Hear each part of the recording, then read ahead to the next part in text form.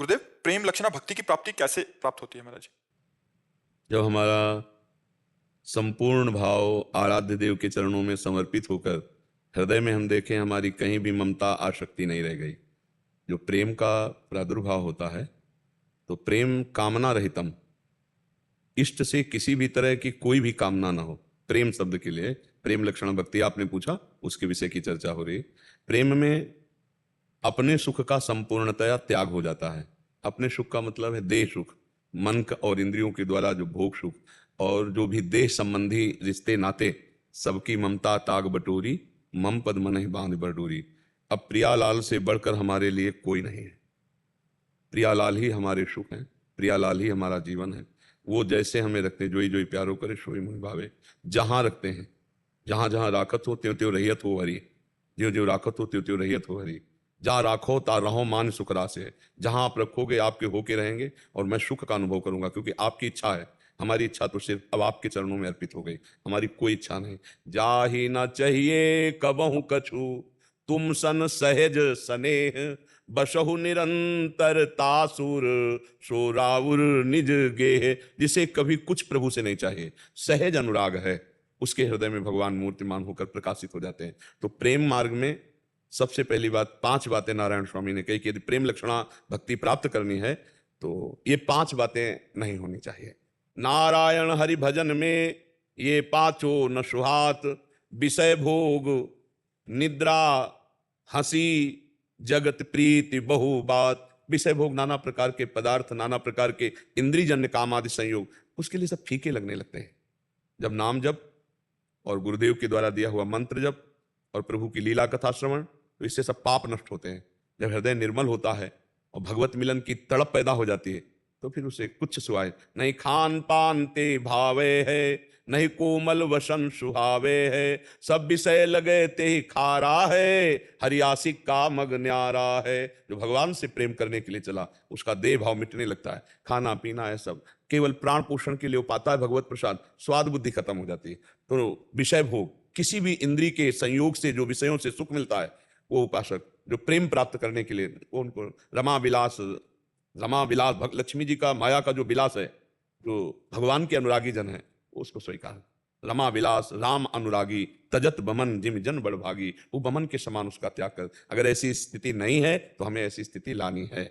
एक होता है कर्तव्य, होता है एक विषय भोग।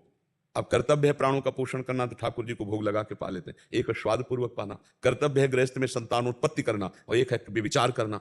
अलग अलग दृष्टि हो जाती है। कर्तव्य का पालन करते भक्त, मान लो गृहस्थ भक्त है, उसे अपने कर्तव्य का पालन करना है। हर समय वो एक निराशा में पहुंच जाता है। आशा केवल एक भगवान की, संपूर्ण जगत से निराश, प्रेम प्रकट होने के लिए। नैराश्यम परमम सुखम, आशा ही परमम दुखम, नैराश्यम परमम सुखम। कुछ अच्छा नहीं लगता। विषय भोग, निद्रा, रात में थोड़ी देर सो, उठ के बैठ जाए, भजन शुरू। घड़ी में दृष्टि गई, अभी तो 11 बजे, और अंदर ऐसी संतुष्टि हो गई, लगता है हम बहुत 5-6 घंटे सो चुके, अब खूब भजन हो रहा है। नींद का, तमोगुण से नींद आती है। जब बिरही को नींद कहाँ, चैन से टांग पसार करके सोना, ये बिरही के जीवन में नहीं ले, भगवत भक्त के जीवन में नहीं रह जाता। नहीं खान पान ते भावे, नहीं कोमल वसन सुहावे, सब विषय लगे थे। तो विषय भोग और निद्रा, निद्रा भी एकांत में बैठ करके जो रोने में सुख है, वो किसी और में सुख नहीं। निद्रा में सुख क्यों लगता है? क्योंकि इंद्रियां विषयों का चिंतन छोड़ देती हैं 5-6 घंटे, तो उनको एक विशेष विश्राम लगता है, एक विशेष चैतन्यता जागृत होती है। भक्त जागते हुए विषयों का चिंतन छोड़ देता है, तो उसको कोई विशेष परेशानी नहीं रहती। भागवतिक शक्ति के द्वारा वो इस नींद आदि पर विजय प्राप्त कर लेता है। और हंसी, अब किससे विनोद मजाक, लोग कहते हैं मनोरंजन के लिए अमुक चीज चलाओ, अमुक चीज चल। तुम्हारे मन का रंजन जब ठाकुर जी से होगा, तो सोचो फिर क्या है संसार के झूठे दृश्य, कितना संसार भूला हुआ है। एक तो वैसे ही पूरा संसार झूठा है, उसमें भी फिल्म आदि एकदम झूठी, और पैसा दे के 3 घंटा समय लगा के नष्ट करते। भक्तों का ऐसा जीवन नहीं होता। जो प्रेम लक्षणा भक्ति प्राप्त करना चाहता है, वो ये सब हंसी मजाक, प्रपंच की राजकथा, नाना प्रकार की भोग कथा, ग्राम्य कथा, इन सब कथाओं का त्याग करके भगवत कथा में भगवत चर्चा सुनना, भगवत चिंतन करना, भगवत। तो विषय भोग, निद्रा, हंसी मजाक, मनोरंजन, ये कुछ लोग तो कहते हैं समय काटने के लिए गेम खेलते हैं कि भाई मोबाइल में गेम खेल रहे हैं, या पत्ते ताश पत्ते खेल रहे हैं, या बैठ के प्रपंच या कोई टीवी, बोले चलो समय काट लिया जाए। भक्तों के पास समय है नहीं, वो मनाते हैं कि समय और बढ़ जाए, और संसारी लोग समय काटना चाहते हैं। अच्छा, संसारी लोग 4 से मिलकर सुखी होते हैं, और भक्त अकेला सुखी होने के लिए चेष्टा करता है कि मेरे पास कोई ना आवे, अगर नाम जब छूट जाएगा, कोई आएगा बातचीत करेंगे तो कोई ना आवे मेरे पास। प्रेम लक्षणा भक्ति के लिए। तो निद्रा, हंसी और जगत प्रीति, संसार के रिश्ते नाते सब उसे ढकोसला लगने लगते हैं। ये सब झूठे है। श्रुत बनिता आदि जान स्वार्थ रत, ना करुणे सभीते, अंत ही तो ही तजेंगे पामर, तू न तजय बहीते, मन पछतई है अवसर बीते। इन सब रूपों में भगवान है, कोई पत्नी नहीं, कोई पुत्र नहीं, कोई पिता नहीं, कोई माता नहीं, एक वही वासुदेव भगवान सब रूपों में अपने को बना के खेल रहे हैं। छुपा छुपी का खेल, मेरी पत्नी के रूप में भी, मेरे पुत्र के रूप में, मैं पहचान नहीं पा रहा, मेरे भगवान ही सब रूपों में खेल रहे हैं। भक्त जगत प्रीति नहीं करता, भगवत प्रीति करता है। भगवत प्रीति होती है नाते नेह राम के मनियत, सुहृद सुसेव्य जहां लो।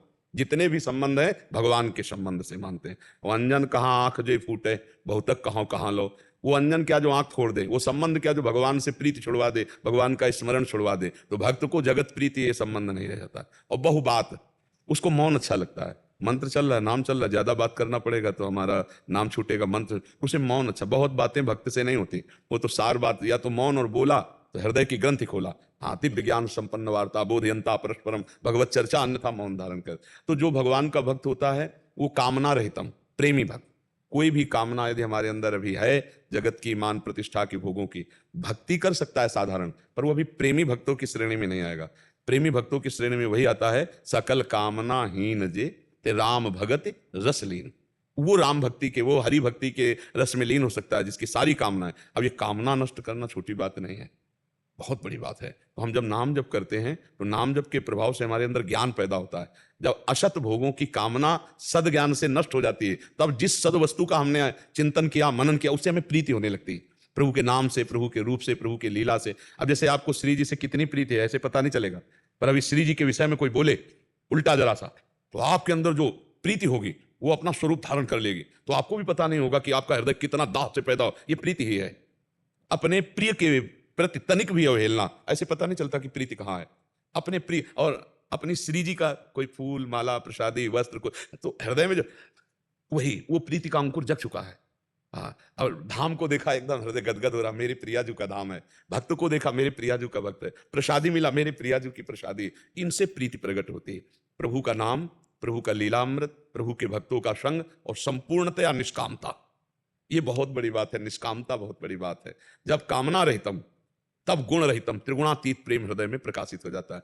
हमारे लिए बहुत बड़ी बात है, लेकिन कहो कृपा ते कहा ना होई, कृपा से सब कुछ हो जाता है। गुरु कृपा, इष्ट कृपा से अपने आप सारी कामनाएं शांत हो जाती हैं। जब हमारे हृदय में ज्ञान प्रकट होता है, विवेक जिसे कहते हैं, तभी असत कामनाएं नष्ट हो जाती हैं, क्योंकि फिर सत्ता नहीं रह जाती।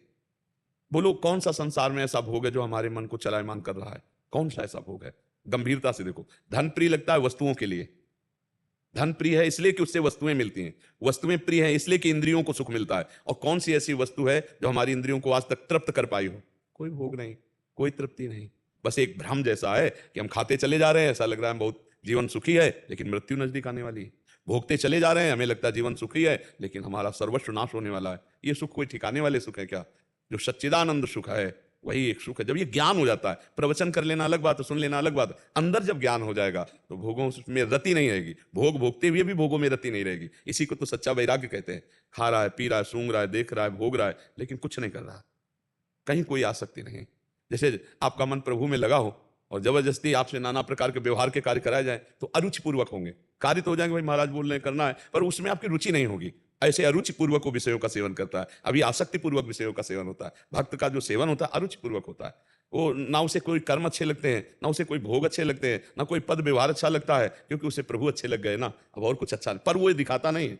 वो ठीक व्यवहार वैसे ही करता है जैसे एक संसारी पुरुष करता है, सबसे मिलना, हंसना, बात करना, पर उसे रुचि नहीं रह गई।